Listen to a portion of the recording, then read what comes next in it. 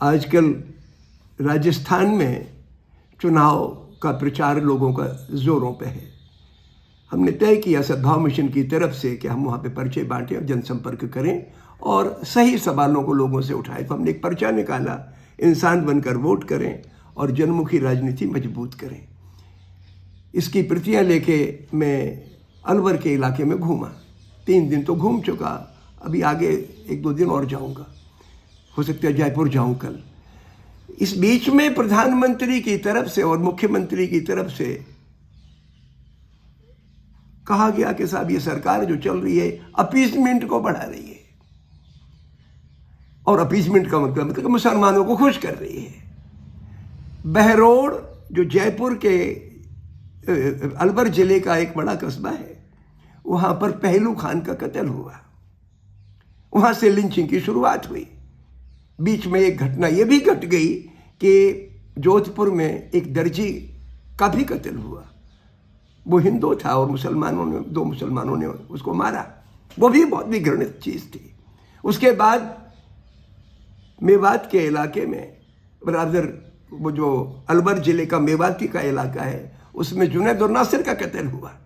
जिंदा जलाया गया उन बच्चों को, और कातिलों के हक में वहां मनेसर में और हथीन में पंचायत हुई। प्रधानमंत्री और मुख्यमंत्री या गृह मंत्री देश के नेता हैं, देश के प्रतिनिधित्व करते हैं। उनको सांप्रदायिकता के आधार पर जहां पर लिंचिंग होती है तो दोनों आंखों से देखना चाहिए। आप एक बात को उठा के और दूसरे को अपीसमेंट कहें, यह शर्मनाक है। तो एक बात तो मैं ये कहना चाहता हूं वोट डालने वालों से कि आप इंसान बन के वोट करें, ऐसी हुकूमत लाएं या ऐसी हुकूमत को मजबूत करें जो इंसान को इंसान से जोड़े, तोड़े नहीं। और तोड़ने की राजनीति सिर्फ इसलिए की जाती है कि जिन लोगों ने मीडिया पे कब्जा कर रखा है, रिसोर्सेज पे कब्जा कर रखा है, बाजार पे कब्जा कर रखा, उनको फायदा पहुंचे। ये बहुत खतरनाक चीज है। जो गठजोड़ है सांप्रदायिकता का और कॉर्पोरेट इलीट का, वो हमारे लिए नंबर 1 चुनौती है। नंबर 2 चुनौती बोलने की आज़ादी की है, जो पार्लियामेंट से लेकर सड़क तक ख़त्म कर दी गई है। लार्जली केंद्र की सरकार के इनिशिएटिव पर और कई राज्यों में भी चल रहा है। तो मैं चाहता हूं कि सरकारें बोलने की आज़ादी को प्राथमिकता दें। जब बोलने की आज़ादी कॉलेजेस में होती है तो पढ़ाई अच्छी होती है, बच्चे खुले दिमाग से सोचते हैं, इंसान बनते हैं।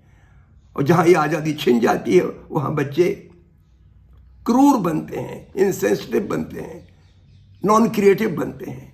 यह गंभीर बात है। तीसरी बात किसानों का सवाल है। हमने इस पर्चे में किसानों का मसला उठाया कि लॉकडाउन के पीरियड, ये किसान आंदोलन के ज़माने में जब 1 साल किसान आंदोलन चला तो कई राज्यों में पुलिस की तरफ से हिदायत थी ग्राम पंचायत प्रधानों के लिए कि आप अपने यहाँ किसानों से संबंधित कोई बैठक न करने दें। उत्तर प्रदेश में मैंने देखा, मध्य प्रदेश में देखा। फॉर्चुनेटली राजस्थान में वैसी सूरत नहीं आई क्योंकि शाहजहांपुर में धरना चला और सरकार ने किसी को रोका नहीं इस तरीके से।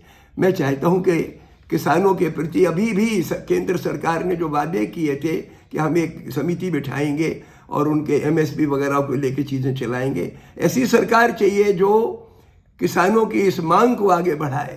केंद्र सरकार तो ढीली पड़ गई, अपने बैकफुट पर आगे हम नहीं करेंगे, ये कहती तो नहीं कि नहीं करेंगे लेकिन प्रैक्टिकली नहीं कर रही है।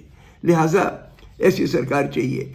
और एक बात और मैंने इसमें रखी पर्चे में कि हुकूमत जनता के पैसे पे चलती है और जनता के प्रति उसकी वफादारी, उसकी जवाबदेही है।